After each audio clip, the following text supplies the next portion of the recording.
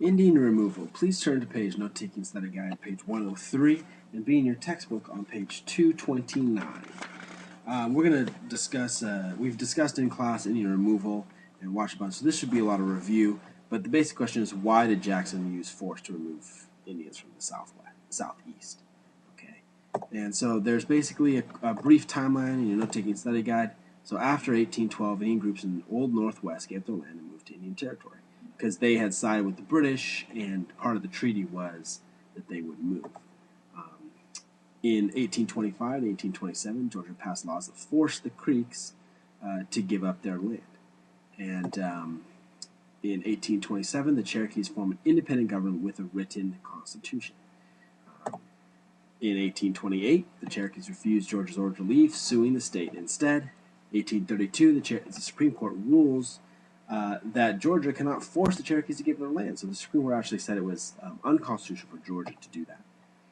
But the U.S. government forces the Choctaws to leave the Southwest and settle in Northwest Territory in 1831, 1833.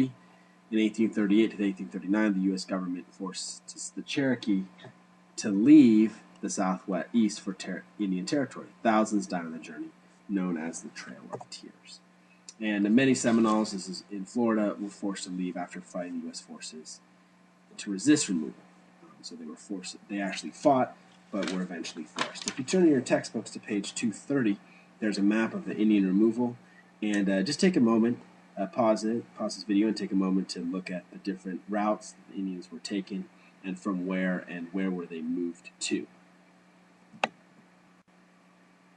So now you've had a chance to look at that map, we're going to talk about the cause and effect of Indian removal. So that was basically just events of the Indian removal, and we're going to talk about the cause and effect. So the cause is conflict over land. The government wanted it because they saw it as it stood in the way of westward expansion. Okay, white settlers wanted it because the land was fertile and they wanted to grow cotton on it for the most part. Native American groups that lived in the Southwest, these are all the different groups, and you should have seen those on the map. Okay, the effect of Indian removal is that the policies to move Native Americans from land dated from the time of Thomas Jefferson. So this is going back to preceding the founding. The mistreatment had gone back to the founding, and the Indian Removal Act of 1830, it gave Jackson authority over Native American nations' land west of the Mississippi in exchange for lands in the east.